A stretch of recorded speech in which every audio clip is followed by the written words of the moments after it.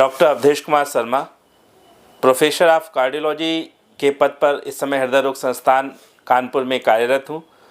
आज हम लोग एक बहुत ही महत्वपूर्ण विषय पर चर्चा करेंगे जिसका कि संबंध सीधे तौर पर हृदय रोगों से होता है। आज मैं बात करना चाहूँगा आपके साथ हाई ब्लड प्रेशर, हाइपरटेंशन के बारे में। हाई ब्लड प्रेशर को हम साइलेंट किलर के भी नाम से जानते हैं, क्योंकि हाई ब्लड प्रेशर एक ऐसी बीमारी है, एक ऐसी समस्या है जो कि किसी भी व्यक्ति के या पेशेंट के शरीर को अंदर ही अंदर खोखला कर देती है। और हाई ब्लड प्रेशर की जानकारी सामान्यतः मरीज के लिए तब होती है जब उसको हाई ब्लड प्रेशर के कॉम्प्लिकेशंस जैसे कि heart attack, stroke, peripheral arterial disease जैसे कि हाथ पैरों में घाव या अल्सर्स, इस तरीके की शिकायतें होना शुरू हो जाती हैं। इसीलिए हाई ब्लड प्रेशर को साइलेंट किलर के नाम से जाना जाता है। सामान्यतः जो किसी भी व्यक्ति का नॉर्मल ब्लड प्रेशर होता है वो 120/80 मिलीमीटर ऑफ मरकरी के आसपास या उससे कम होना चाहिए। अगर किसी व्यक्ति का ये blood pressure 140/90 millimetre of mercury से ज़्यादा हो जाता है तो वो हाई ब्लड प्रेशर या फिर हाइपरटेंशन की कैटेगरी में मरीज आ जाता है, और ये माना जाता है कि वो मरीज जो है वो उच्च रक्तचाप या हाइपरटेंशन से ग्रसित है। तो ऐसे मरीजों को काफ़ी एहतियात बरतने की आवश्यकता होती है, काफ़ी सावधानियां बरतने की आवश्यकता होती है, क्योंकि अगर आपका हाई ब्लड प्रेशर कंट्रोल्ड नहीं रहता है तो ये बीपी ब्लड प्रेशर 140/90 से बढ़कर 160, 170, 180 और 190 तक की रेंज में भी कभी कभी पहुंच जाता है, जिस वजह से मरीज को अक्यूट हार्ट अटैक हो सकता है, मरीज को ब्रेन हेमरेज हो सकता है या फिर स्ट्रोक हो सकता है। बहुत से मरीजों को ब्लड प्रेशर या बढ़े हुए ब्लड प्रेशर के कारण नाक से अचानक खून निकलने की शिकायत जिसको कि हम चिकित्सीय भाषा में एपिस्टेक्सिस कहते हैं, वो हो सकती है। अच्छा, कुछ मरीजों में मैंने ये अपने क्लिनिकल प्रैक्टिस में देखा है कि बहुत से हाई ब्लड प्रेशर के मरीज ये बताते हैं कि शाम होते होते उनके सिर में दर्द होने लगता है। तो अगर किसी व्यक्ति के सुबह के समय वो व्यक्ति की स्थिति अच्छी है और शाम होते होते तक अगर उसके सिर में अचानक दर्द स्टार्ट हो जाता है डेली बेसिस पे, तो ऐसे व्यक्तियों को भी अपना ब्लड प्रेशर एक बार ज़रूर चेक कराना चाहिए कि कहीं वो हाई ब्लड प्रेशर के रोगी नहीं हैं। तो अगर हम मुख्यतः इन लक्षणों को छोड़ दें या इन कॉम्प्लिकेशंस को छोड़ दें तो ज़्यादातर हाई ब्लड प्रेशर के मरीज को कोई सिम्टम नहीं होता है। ज़्यादातर मरीज एसिम्टोमेटिक होते हैं और ये कॉम्प्लिकेटेड स्टेज में ही ज़्यादातर अस्पताल में भर्ती होते हैं। इसलिए एक बहुत ही गंभीर समस्या है ये। और अगर देखा जाए तो आज के समय में जो कार्डियोलॉजिकल सोसाइटी ऑफ इंडिया ने एक स्टडी की थी जिसमें कि हमारा संस्थान भी शामिल था, तो ये पाया गया कि हर 5वें व्यक्ति में एक व्यक्ति जो है वो हाई ब्लड प्रेशर की बीमारी से ग्रसित है। और इसका जो प्रिवेलेंस है वो अप्रॉक्सीमेट मैं कहूँ तो 30% के अप्रॉक्सीमेट जो है ये शहरी पॉपुलेशन में है और 25% के अप्रॉक्सीमेट ग्रामीण पॉपुलेशन में है। मतलब अगर शहरी पॉपुलेशन में हम 100 व्यक्तियों को लें तो उनमें कम से कम 25 लोग जो हैं 35 लोग हाइपरटेंशन की बीमारी से ग्रसित हैं, जबकि ग्रामीण परिवेश में कम से कम 100 में 25 लोग हाई ब्लड प्रेशर या हाइपरटेंशन की बीमारी से ग्रसित हैं। तो बात आती है कि अगर कोई व्यक्ति हाइपरटेंशन से ग्रसित है तो उसे क्या करने चाहिए, क्या एहतियात बरतने चाहिए। तो सबसे पहले तो अगर आपको इनमें से कोई भी लक्षण आता है, सिर में दर्द होता है, अचानक नाक से खून निकलने की शिकायत है, या कभी सीने में दर्द है, या फिर कभी जो अचानक किसी हाथ पैर में कोई कमजोरी आ रही है, तो ऐसे व्यक्तियों को जरूर अपने हृदय रोग विशेषज्ञ या अपने फिजिशियन चिकित्सक से मिलकर अपना ब्लड प्रेशर जरूर चेक कराना चाहिए। एटलीस्ट आपका ब्लड प्रेशर का नंबर क्या है वो आपको पता होना चाहिए।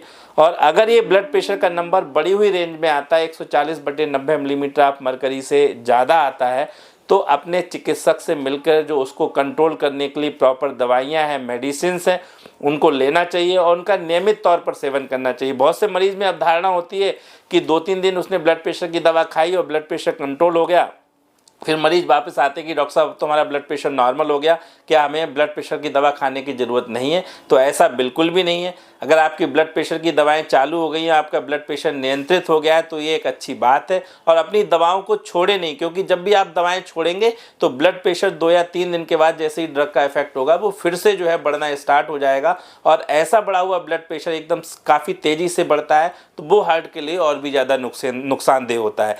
इसके अतिरिक्त, दवाओं के अतिरिक्त आपको अपने दैनिक जीवन शैली में काफ़ी परिवर्तन की आवश्यकता रहती है। इसमें जो मुख्य हैं वो है कि आप स्ट्रेस रहित रहें, तनाव रहित रहें, बहुत ज़्यादा स्ट्रेस ना लें, क्योंकि स्ट्रेस हाई ब्लड प्रेशर के लिए डायरेक्ट तौर पर या सीधे तौर पर जिम्मेदार है। अपने खान पान में उचित परिवर्तन करें, जैसे घी तेल चिकनाई युक्त जो भोजन है या जंक फूड है या स्वीट बेवरेज जैसे जो ड्रिंक्स होते हैं उनको, जो 0 कैलोरी ड्रिंक्स होते हैं उनको ज़्यादा अपने जो है डाइट में, अपने खान पान में शामिल ना करें। इसके अतिरिक्त जो है ग्रीन लीफी वेजिटेबल्स, हरी भरी सब्जियां हैं, फल फ्रूट हैं, जो नेचुरल चीज़ें हैं उनका सेवन ज़्यादा करें। रिफाइंड फ्लोर की जगह जो है पूरा जो है बिना रिफाइंड वाला जो आटा होता है या जो मिक्स ग्रेन होता है उसका इस्तेमाल आप करें। और पानी पीने के लिए जो नेचुरल सोर्सेज आप है, जैसे कि नारियल पानी है और फ्रूट्स वगैरह का जूस है या होल फ्रूट, ये भी आप ले सकते हैं। तो कुल मिला के जो आपका आहार होना चाहिए वो अच्छा होना चाहिए, जिसमें कि जो है जंक फूड और घी तेल चिकनाई कम हो और नेचुरल चीज़ें उसमें ज़्यादा हों। इसके अतिरिक्त जो है खाने में नमक का सेवन, ये एक बहुत बड़ा इंपॉर्टेंट फैक्टर है कि अधिक नमक का सेवन सीधे तौर पर ब्लड प्रेशर के लिए जिम्मेदार होता है। तो आप अपने खाने में कम नमक का इस्तेमाल करें, और ख़ास तौर से जब आप खाना खाते हैं तो जो ऊपर से नमक हमारा डालने की आदत होती है, चाहे अचार में हो चाहे चटनी की फॉर्म में हो, तो उस सबको हमें जो है अवॉइड करने की कोशिश करनी चाहिए और अपने खाने में भी कम नमक हमें डलाना चाहिए। इसके अलावा जो प्रोसेस्ड फूड हैं, जो डिब्बा बंद जो भोजन होता है, उसमें ज़्यादातर प्रोसेसिंग के लिए या उसको प्रिजर्व करने के लिए नमक का इस्तेमाल किया जाता है। तो जब हम वो खाना खाते हैं तो नमक का सेवन भी अनायास ही बॉडी में ज़्यादा हो जाता है। तो प्रोसेस्ड फूड का सेवन जो है हमें कम से कम करना चाहिए। इन फैक्टर्स के अतिरिक्त जो है स्मोकिंग है, स्मोकिंग चाहे धूम्रपान किसी भी फॉर्म में हो, चाहे वो तंबाकू हो, बीड़ी सिगरेट गुटखा हो, कुछ भी हो, वो हमें बिल्कुल भी नहीं करना चाहिए, क्योंकि ये सीधे तौर पर हाई ब्लड प्रेशर और हार्ट अटैक और स्ट्रोक के लिए जिम्मेदार होता है। इसके अलावा एक आजकल के समय में जो महत्वपूर्ण फैक्टर है वो प्रॉपर स्लीप, एडिक्वेट स्लीप ज़्यादातर जो हमारी जनरेशन है वो नहीं ले पा रही है। तो एक प्रॉपर स्लीप, कम से कम 7 से 8 घंटे की स्लीप, और वो भी गुड क्वालिटी वाली स्लीप, मतलब डीप स्लीप लेना जो है बहुत अनिवार्य है। क्योंकि अगर आप सही से सोएंगे नहीं तो आपका सिंपैथेटिक सिस्टम एक्टिवेट रहता है, और सिंपैथेटिक सिस्टम एक्टिवेट होने की वजह से सीधे तौर पर ब्लड प्रेशर जो है मरीज का बढ़ जाता है। तो अगर आप ये एहतियात अपनी दिनचर्या में लाएंगे, हेल्दी लाइफस्टाइल अपनाएंगे और अपने डॉक्टर्स की सलाह मानेंगे, उचित तौर पर जो उन्होंने दवाइयाँ लिखी हैं वो लगातार कंटिन्यूअस जैसे उन्होंने बताई हैं उस तरीके से उनका सेवन करेंगे, और समय समय पर अपना ब्लड प्रेशर नब्बाते रहेंगे, देखते रहेंगे कि कहीं ये ब्लड प्रेशर हमारा अनकंट्रोल्ड तो नहीं हो रहा है या हमारा ब्लड प्रेशर कंट्रोल्ड रेंज में चल रहा है। अगर अनकंट्रोल्ड रेंज में चल रहा है तो चिकित्सक से मिलकर अपनी दवाओं में उचित परिवर्तन कराएं। खासतौर से ये जाड़ों का समय मरीज में ये होता है कि गर्मी में जो ब्लड प्रेशर की दवा चल रही तो जाड़ों में हमें उसकी डोज बढ़ाने की आवश्यकता पड़ती है। तो मौसम बदलने पर भी अपने डॉक्टर से मिलें और दवाओं में जो उचित परिवर्तन है वो करें। तो अगर आप ये सब एहतियात बरतते हैं और दवाओं का सही से सेवन करते हैं तो ब्लड प्रेशर और उससे होने वाले जो नुकसान है, कॉम्प्लिकेशंस है, उनसे आप काफ़ी हद तक बच सकते हैं। और आप सबके स्वस्थ जीवन की कामना के साथ, इसी जानकारी के साथ मैं अपनी बात को ख़त्म करता हूँ। नमस्कार।